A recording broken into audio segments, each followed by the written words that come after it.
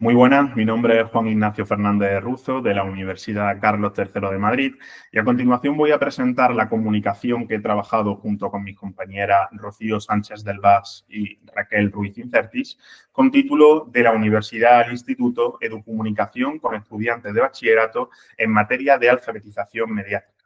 Esta comunicación ha sido trabajada para el cuarto Congreso Internacional Innovación Docente, Educación y Transferencia del Conocimiento.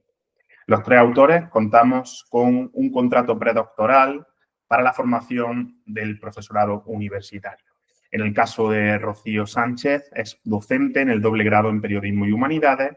Raquel Ruiz es docente en el doble grado en Periodismo y Comunicación Audiovisual y en mi caso imparto clase en el grado en Comunicación Audiovisual.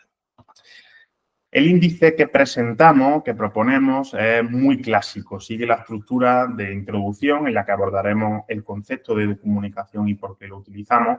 Sigue con los objetivos de esta experiencia, la metodología, los resultados y, por último, las conclusiones. Comenzar con el concepto de educomunicación. Según este informe que ven en pantalla, su portada, de Save the Children en el año 2024, llamado Desinformación y discursos de odio en el entorno digital, al preguntar a adolescentes de a partir de 14 años que cuáles eran los medios por los cuales se informaban, la respuesta más común no era un medio tradicional ni un medio digital, sino sus familiares y amigos o amigas. Acto seguido, la siguiente respuesta más demandada o más dicha era la televisión y, en tercer lugar, las redes sociales, muy seguidas a este medio tradicional audiovisual.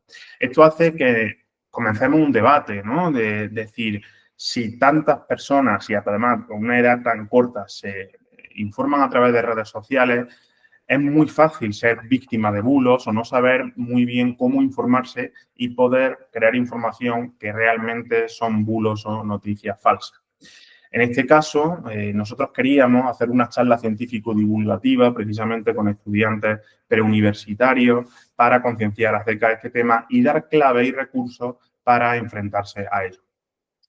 Concretamente, el concepto que nosotros utilizamos de educomunicación, Barbas Collado, el profesor Barbas Collado, lo define como un campo de estudio interdisciplinar y transdisciplinar que aborda al mismo tiempo dimensiones histórico-prácticas de dos disciplinas históricamente separadas, como son la educación y la comunicación. Y nos interesaba mucho que también plasmaba como sinónimos o como conceptos por los que se le conoce a la educomunicación las siguientes palabras o términos: didáctica de los medios, comunicación educativa, educación en materia de alfabetización mediática o pedagogía de la comunicación. Sin embargo, nosotros creemos que en los currículum, por la observación directa que hemos hecho al investigar los diferentes comunidades autónomas y los currículos que se plantean desde los boletines oficiales, vemos que hay una falta grande y está constatada de estudios sobre comunicación y medios de comunicación. Cuando se plantea el concepto de educomunicación, aquí vemos un ejemplo del programa CIMA Educomunicación de la Junta de Andalucía, se asocia más a utilizar los medios de comunicación dentro del aula. Por ejemplo, crear una radio, ¿no? En cuarto de la ESO, que es algo habitual que hemos visto. O incluso cómo utilizar las redes sociales, cómo hacer un vídeo podcast, cómo crear una experiencia de narrativa transmedia, cómo comunicar. Es decir, pero siempre se refiere más, por lo que hemos estado constatando, a una comunicación activa, de ser el sujeto del que parte la información, pero no hay una educación o no vemos claramente una formación sobre cómo ser sujetos receptores de información y sobre cómo forjar un pensamiento crítico en torno a los medios de comunicación. Y por eso creemos que es importante que se refuerce desde la universidad hacia los institutos por medio de transferencia, pero también es un punto, ¿no?, que se puede debatir en futuro, también debería fortalecerse por medio de los niveles preuniversitarios. Por tanto, ¿qué objetivos nos planteamos nosotros? concretamente dos. El primero es diseñar una charla científico-divulgativa sobre alfabetización mediática orientada a estudiantes de bachillerato, es decir, dentro de la educomunicación nosotros cogemos no como sinónimo, sino como una parte de esa educomunicación, la alfabetización mediática. Y segundo, concienciar a este estudiantado preuniversitario sobre la importancia de conocer el funcionamiento de los medios de comunicación para potenciar así su espíritu crítico a la hora de informarse. Como un tercer objetivo, que no está ligado a esta comunicación que hacemos en este momento, también nos planteamos el recopilar información sobre la visión de los adolescentes acerca de los medios de comunicación. Y es, aparte, un trabajo académico en el que estamos trabajando de forma paralela, pero que ha surgido dentro de esta experiencia de transferencia de conocimiento. En cuanto a la metodología, el primer paso fue diseñar la idea inicial y era trabajar en torno a qué ideas preconcebidas creemos que hay sobre los medios de comunicación. Los típicos comentarios, ¿no?, que podemos escuchar, sobre todo en personas que están totalmente alejadas del mundo de los medios de comunicación, como los medios nos engañan todo el rato, todos los medios están comprados, están al servicio del gobierno nacional o regional, etcétera, etcétera. Y para poder intentar ayudar a los estudiantes a comprender mejor ese funcionamiento, nosotros partíamos de dos conceptos claves, por eso también creemos que es multidisciplinar, más desde el área de la comunicación en general en sí, concretamente de la economía política de los medios, en torno a la idea de las estructuras de la comunicación, de cómo funciona un medio, y también la parte de desinformación y fact-checking de periodismo puro y duro. Esto hace que trabajemos para unar ambas áreas dentro de la comunicación con los conceptos de línea editorial, medio de comunicación y bulo, para dejarlos claros a estos estudiantes. El paso 2 era darle un marco institucional y para ello, en concurrencia competitiva, intentamos solicitar, y de forma fructífera si lo conseguimos, una charla científico-divulgativa por medio del área de promoción de la Universidad Carlos III de Madrid, donde estamos trabajando actualmente, y conseguimos llegar a centros que tenían que ir solicitando la charla y al final la pudimos dar en un total de 12 de diferentes comunidades autónomas, principalmente en la comunidad autónoma madrileña, pero también en Andalucía y en la región de Murcia.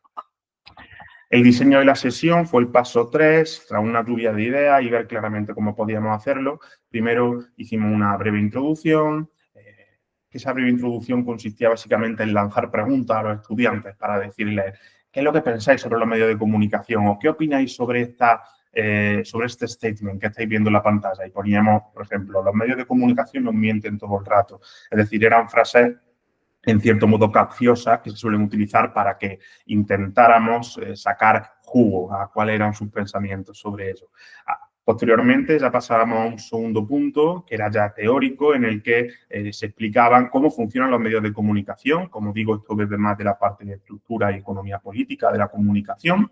En el tercer punto, la desinformación y redes sociales, más ligada al área de periodismo. Y por último, aunábamos las dos por medio del concepto de línea editorial, a modo de conclusión, respondiendo a la pregunta por la que llevaba el título de la sesión, que era: ¿nos podemos informar por redes sociales? Una aproximación al funcionamiento de los medios de comunicación, terminando y concluyendo que sí es posible informarse por redes sociales siempre que se utilicen los medios adecuados y siempre que se consulten fuentes fiables. Para ello tienen que saber cuáles son esas fuentes fiables, cuáles son los grupos que hay principalmente y sobre todo por qué esa información está contrastada y cómo la pueden contrastar ellos con pasos simples. Y por último, aprovechamos para presentar lo que es estudiar comunicación, porque la desinformación y la falta de alfabetización mediática que hay en la actualidad no solamente se combate por medio de transferencias, sino también con personas que se formen para ser futuros profesionales de la comunicación y la información en un futuro. Y el paso 4 directamente en las aulas, como lo hemos hecho. Como veníamos ya explicando, primero se hacía una encuesta previa individual de la que sacábamos información. Esa encuesta previa tenía preguntas muy simples, por supuesto totalmente anonimizadas, y han seguido los protocolos de protección de datos establecidos por la universidad. Y en esa encuesta le preguntábamos acerca de qué medios consultan, qué es para ellos medios de comunicación y pusieron algunos ejemplos, si creen que los medios mienten todo el rato, si no, etcétera, etcétera. Y después de esa encuesta individual, que, repito, tenía una doble finalidad. Una primera sería que los estudiantes puedan de forma introspectiva ver qué opinan para después hacer una apuesta en común, como pone en el PowerPoint, pero también para nosotros después poder sacar información para hacer un estudio empírico sobre cuáles son las percepciones que tiene el estudiantado preuniversitario sobre los medios de comunicación. Y tras esa primera parte, que duraba unos 5 o 10 minutos entre la encuesta y la puesta en común, ya comenzaba así la sesión, que tenía una metodología mixta de exposición teórica, participación y comprobación. La participación se hacía por medio de preguntas directas, que se lanzaban al aire, pero también a dedo a diferentes estudiantes por si querían participar, y también por medio de comprobación, para que viéramos que los contenidos que habían sido explicados habían sido asimilados también. Por último, es importante en la metodología la evaluación. Hemos tenido tanto una evaluación externa, es decir, por medio de los centros, que todavía no lo hemos podido recibir porque se recibe a final de curso, pero todos los centros han podido hacer una evaluación sobre qué le ha parecido esta charla. Aún así, sí que podemos decir que el feedback cualitativo ha sido muy positivo, y también una autoevaluación. Hemos hecho un autorregistro, el profesorado que hemos impartido la charla, cada vez que hemos terminado una de estas sesiones, para mejorar frente a sesiones futuras. Los resultados. Aquí tenemos un ejemplo de la captura. Nos podemos informar en redes sociales de las charlas, cuál era la carátula principal que siempre presentábamos. Y aquí tenéis a la profesora Rocío Sánchez del Vas y a mí mismo impartiendo clase en uno de esos centros. Y os queremos compartir muy brevemente algunos de los pantallazos que utilizábamos. Aquí, para explicarle cómo en los medios de comunicación había diferentes contenidos que van desde la información, la persuasión y el entretenimiento, le explicábamos cómo es Netflix, una plataforma, un servicio de vídeo bajo demanda que conocen bien, a información por medio de documentales, persuasión a través de la publicidad, que puede estar con emplazamiento de producto o no, y también entretenimiento por medio de series de ficción, ejemplo, o reality. Cómo hay todo este tipo, como decía, de contenido, pero que esa información puede ser muy diferente. La información también abarca la opinión dentro de los géneros periodísticos. Y ahí es donde le explicábamos que la opinión estaba ligada a la línea editorial y que era totalmente respetable siempre que no se mintiera. Y les llamaba mucho la atención ver datos como que La Sexta, que es un medio que normalmente conciben como un medio muy progresista, o La Razón, un medio muy conservador, son del mismo grupo y que pertenecen a Grupo Planeta.